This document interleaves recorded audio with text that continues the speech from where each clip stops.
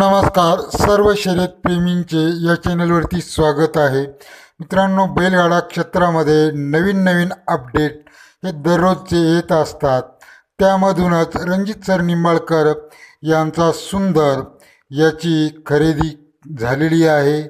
त्यानंतर रणजित सर निंबाळकर यांनीसुद्धा एक नवीन खरेदी केलेली आहे आणि सर्जा आणि लखन यांमध्ये 30 तारखेला बिनजोडसुद्धा होत आहे. तर मित्रांनो, असे काही नवीन अपडेट येत आहेत, त्याविषयी आपण थोडक्यात जाणून घेऊया. तर मित्रांनो, रणजित सर निंबाळकर यांचा सर्जा आणि सुंदर, त्यामधून सुंदरला त्यांनी विकलेले आहे. म्हणजेच गौतम भैया काकडे हे प्रसिद्ध गाडा मालक आणि बैलगाडा क्षेत्रामधील एक ज्येष्ठ व्यक्ती आहेत. मागे काही दिवसांपूर्वी म्हणजेच मागील उन्हाळ्यामध्ये गौतम भैया काकडे यांनी स्वतःचे एक मैदान तयार केले होते आणि त्या मैदानावर गौतम भैया काकडे यांनी सर्व टॉपचे बैलसुद्धा बोलवलेले होते आणि हे मैदान रीतसर झाले. परंतु शेवटला फायनलला जे काही गाडा मालक आहेत त्यांनी गाड्या जुंपल्या नाही आणि त्यावेळेला अंधार पडला. त्यामुळे गौतम भैया काकडे हे नाराज झाले आणि त्यावेळेला बैलगाडा संघटनासुद्धा सक्रिय होती आणि त्या मैदानापासूनच गौतम भैया काकडे यांनी बैलगाडा क्षेत्रामधून निवृत्ती घेतली. त्याला 6 महिने होऊन गेलेले आहेत आणि त्या निवृत्तीनंतर पुन्हा 3 ते 4 महिन्यांनी पुन्हा एकदा गौतम भैया काकडे यांनी बैलगाडा क्षेत्रामध्ये पदार्पण केले. परंतु त्या अगोदर त्यांनी बैलगाडा क्षेत्रामधून निवृत्ती घेतली. त्यावेळेला त्यांनी सर्जाला विकले. सर्जाला रणजित सर निंबाळकर यांना विकले आणि त्यानंतर रणजित सर निंबाळकर यांच्याकडूनच त्यांचा सुंदर याची गौतम भैया काकडे यांनी आत्ता खरेदी केलेली आहे. या अगोदर गौतम भैयांनी मॅगीची सुद्धा खरेदी केलेली होती. तर गौतम भैयांकडे इतरही दुसरे बरेचसे बैल आहेतच. तर एकूणच मॅगी आणि सुंदर हे आता धावणारे बैल त्यांच्याकडे झालेले आहेत. त्यामध्ये गौतम भैयांनी सुंदरला किती पैशामध्ये खरेदी केलेली आहे हे काही त्यांनी सांगितलेले नाही. रणजित सर यांनीसुद्धा सांगितलेले नाही आणि गौतम भैयांनीसुद्धा पैशांच्या बाबतीत, किमतींच्या बाबतीत काही एक सांगितलेले नाही. परंतु विक्रमी खरेदी विक्री ही झालेली आहे असे ते सांगत आहेत. त्यानंतर रणजित सर निंबाळकर यांनीसुद्धा एक खरेदी केलेली आहे आणि एक खरेदी म्हणजेच एकूणच 90% या खरेदीचे काम झालेले असे त्यांनी सांगितलेले आहे.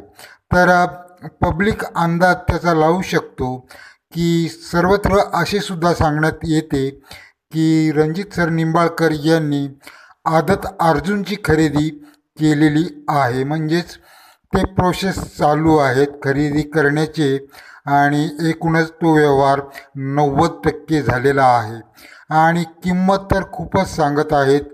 किंमत सर्जापेक्षाही जास्त किंमत अर्जुनची सांगण्यात येते अशी सुद्धा पब्लिकमध्ये सध्या चर्चा आहे. मित्रांनो, या विषयाबद्दल रणजित सर निंबाळकर यांनी सरळ अर्जुनचे नाव घेतलेले नाही, परंतु अर्जुनच असणार अशी बैलगाडा क्षेत्रामधील सर्वच पब्लिकची इच्छा आहे. म्हणजेच अंदाज आहे की अर्जुनच असणार आणि अर्जुन जर असला तर अर्जुन आणि सर्जा ही अतिशय टॉपची जोडी होणार आहे आणि बरेचसे रेकॉर्ड मोडणार आहे हे नक्कीच.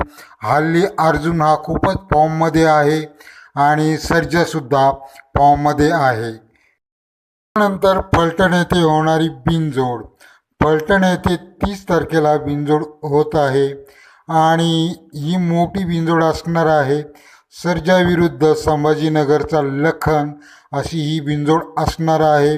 तर सर्जाचा पायरा कोणता असणार आहे? तर सर्जाचा पायरा हा अंदाजेत मथुरच असू शकतो आणि लखनचा पायरा हा संभाजीनगरचाच बैल असू शकतो, देवा असू शकतो. देवा आणि लखन हे 30 तारखेला पलटण येथे धावू शकतात किंवा देवा नसला तर एखाद्या वेळेस आता फॉर्ममध्ये पेडगावला बकासूर आणि लखन हे धावले. कदाचित बकासूरला सुद्धा लखनतर्फे गळ घालण्यात येऊ शकतो.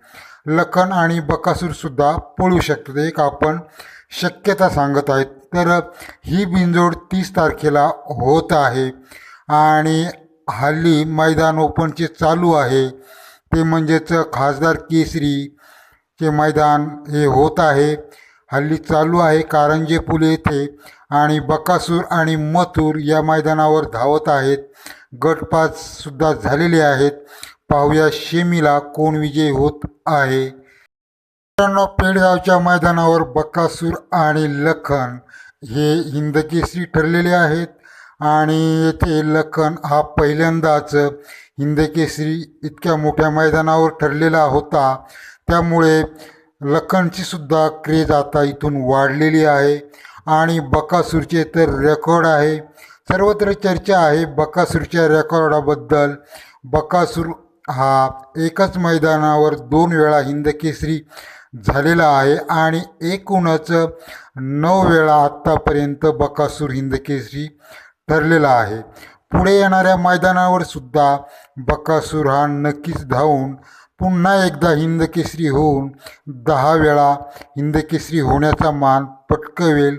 आणि मित्रांनो, सर्वांनाच माहीत आहे की बकासूरचे रेकॉर्ड हा बकासूरच मोडणार आहे. त्याचे रेकॉर्ड कोणताही बैल मोडू शकत नाही, हे सर्वांनाच माहिती झालेले आहे. मित्रांनो, आता बकासूरला बिनजोडला सुद्धा लखन हा बैल मिळू शकतो. कारण कसे जर बकासूरतर्फे सांगण्यात आले की लखन बिनजोडला आम्हाला पाहिजे तर लखन नक्कीच मिळणार. त्यानंतर बकासूर आणि मथुर हे सुद्धा आजच्या मैदानावर एकत्र धावले. त्यामुळे बिनजोडमध्ये मथुरसुद्धा बकासूरला या पुढील मैदानांवर जोड बिनजोडमध्ये देऊ शकतो. जी काय यामागे बिनजोडची मैदाने बकासूरसाठी मुंबईला झाली, त्यामध्ये खरे म्हणजे बकासूरला पाहिजेला असा पैरा मिळालेला नव्हता. म्हणूनच बकासूरची मुंबई भागामध्ये बिनजोडला हार होती. तर यापुढे बकासूरला आता टॉपचे बैल मिळू शकतील.